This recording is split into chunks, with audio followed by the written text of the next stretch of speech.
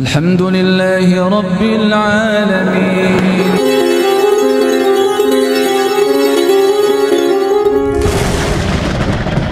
Allah tertawa melihat masuk surganya dua orang, di mana orang yang satu ini membunuh yang lain. Di bab niat dulu, ada dua orang muslim dengan dua pedang terhunus masing-masing, keduanya saling bunuh dan terbunuhlah salah satunya, tetapi ternyata kedua-duanya masuk neraka.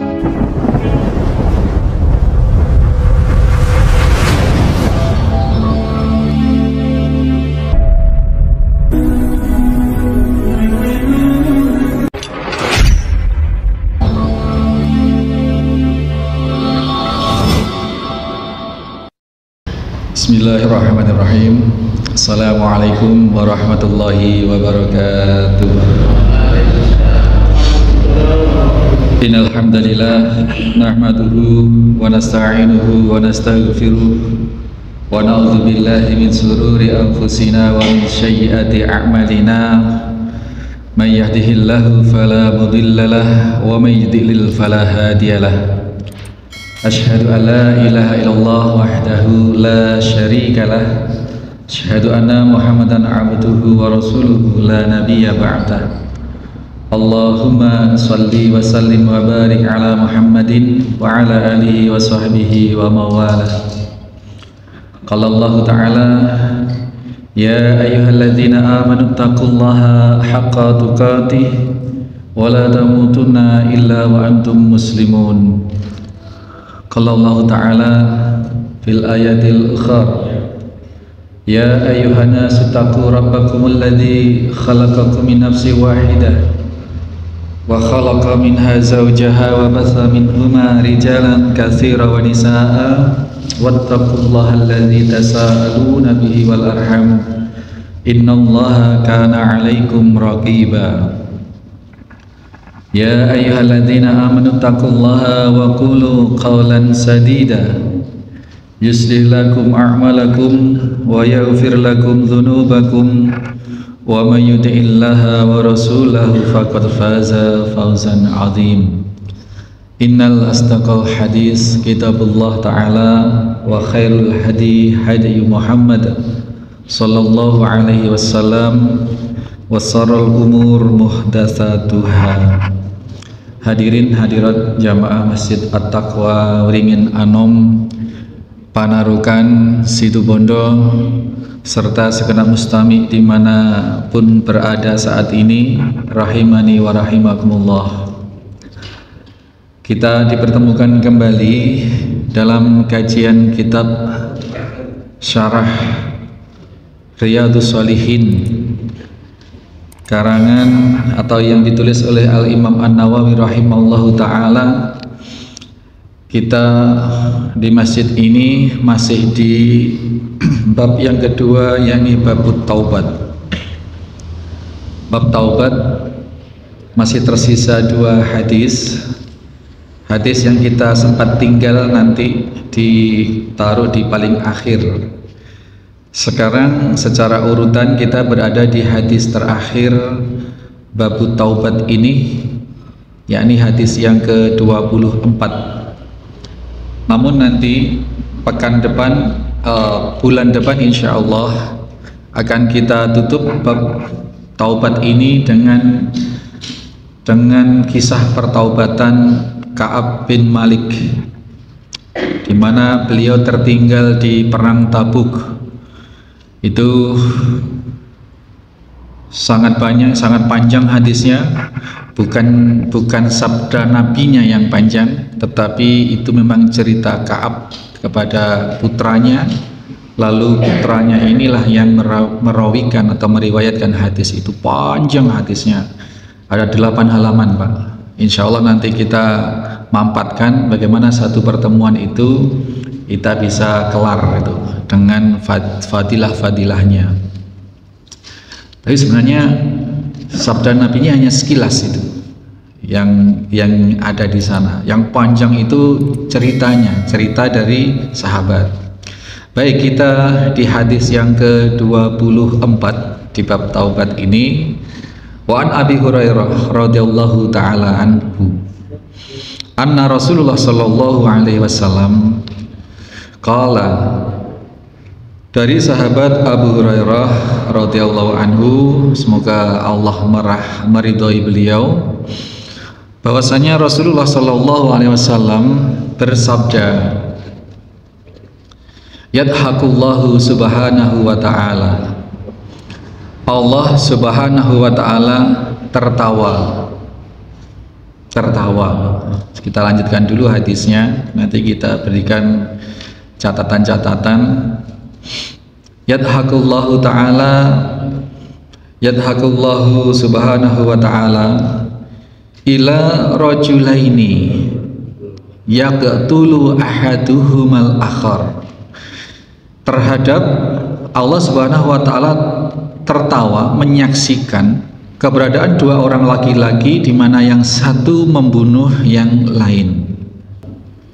Yaqtulu ahaduhumal akhar, yang satu membunuh yang lain. Yadkhulanil jannata, dan kedua-duanya, baik yang membunuh maupun yang dibunuh ini ternyata masuk surga. Allah tertawa melihat masuk surganya dua orang, di mana orang yang satu ini membunuh yang lain. Kita ingat Pak, nanti di hadis yang ke-9 di bab niat dulu, ada dua orang muslim dengan dua pedang terhunus masing-masing, keduanya saling bunuh dan terbunuhlah salah satunya, tetapi ternyata kedua-duanya masuk neraka. Ini kasus yang agak berbeda. Yadkhulanil jannah, dua-duanya masuk surga. Yuqatilu hadza fi sabilillah, yang terbunuh ini Rasul melanjutkan kisahnya. Kenapa dua-duanya masuk surga? Karena yang terbunuh ini adalah terbunuh dalam peperangan melawan orang kafir dalam jihad fi sabilillah. Berarti yang satunya ini orang kafir yang membunuh ini, perang dengan orang kafir yang terbunuh, dia jadi mati syahid atau syuhada. Itu yang satu kenapa masuk surga. Fayuqtalu, dan dia kemudian terbunuh. Perang jihad fisabilillah, yang terbunuh ini ceritanya adalah dia perang di jalan Allah kemudian terbunuh, matilah dia mati syahid. Jelas. Summa yatubullahu alal qatil. Nah, kenapa yang membunuh kok bisa masuk surga? Dilanjutkan oleh Nabi, kemudian yang membunuh ini bertaubat kepada Allah. Bertobat kepada Allah, fayuslim, lalu masuk Islam. Fayustashhadu, di dalam keislamannya, dalam perkembangannya dia juga berkesempatan ikut jihad fisabilillah dan dia mendapati mati syahid. Clear ya Pak ya? Yang dibunuh pertama mati syahid dalam peperangan, yang bunuh orang kafir, dan yang membunuh yang kafir ini kelak kemudian masuk Islam, jihad kia, jihad fisabilillah kia, terbunuh juga. Sama-sama mati syahid. Muttafaqun alaih. Ini hadisnya singkat. Ini Bapak Ibu sekalian, ada pelajaran sangat besar dalam sabda Nabi yang sedemikian singkat ini. Yang pertama, bahwasanya seperti halnya kasus-kasus yang lalu, pernah Allahu farah, Allah gembira. Ini menunjukkan sifat-sifat Allah subhanahu wa ta'ala. Isbatu sifati tahkirillah.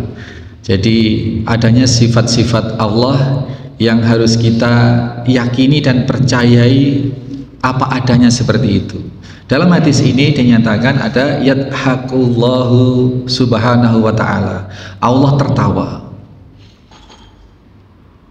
Bagi kita ketika mendengar sifat-sifat Allah seperti ini, Allah tertawalah, Allah gembira, kemudian Allah membolak-balikkan hati manusia dengan jari jemarinya, Allah menciptakan Adam dengan kedua tangannya.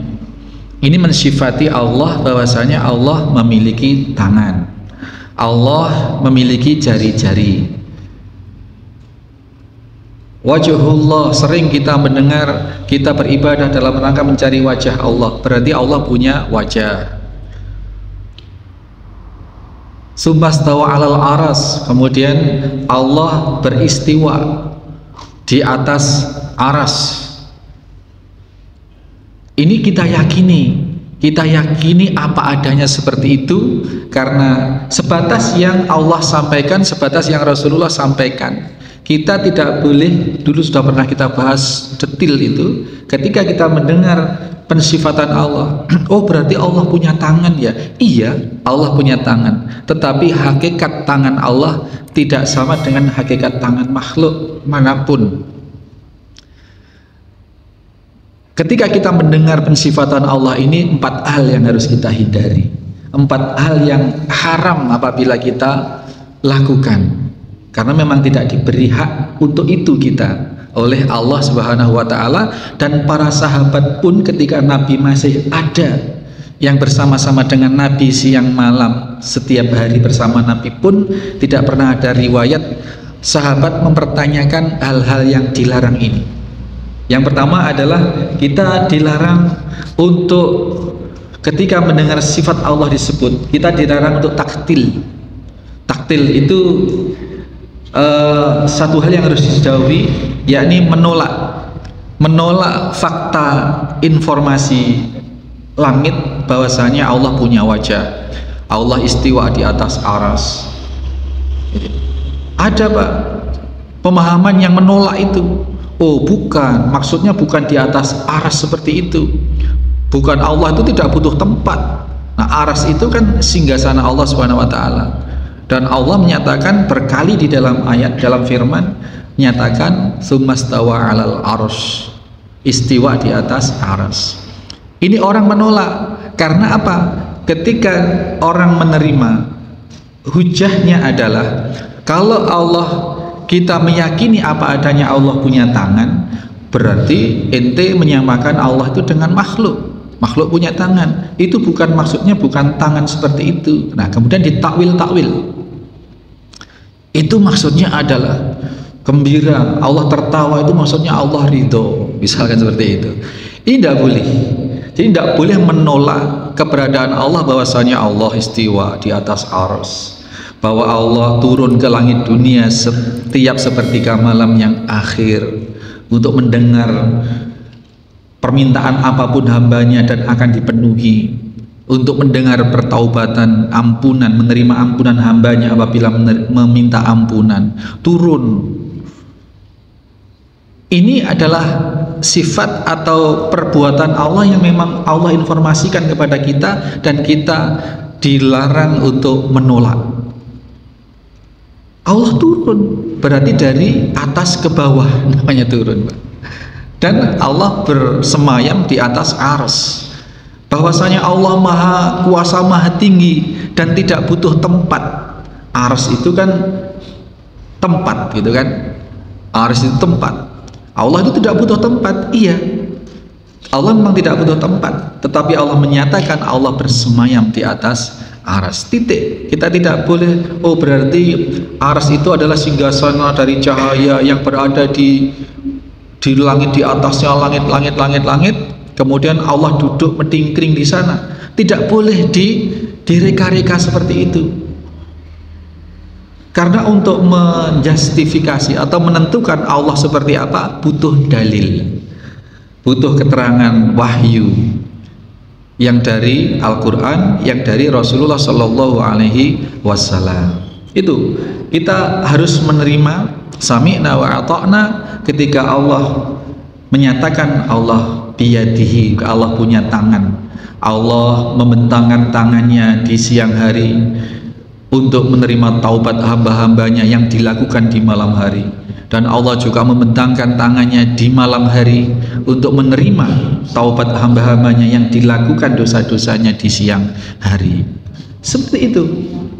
Allah punya tangan, iya, tetapi hakikat tangan Allah tidak sama dengan hakikat tangan kita punya tangan berbentuk fisik, dan Allah itu bukan fisik gitu.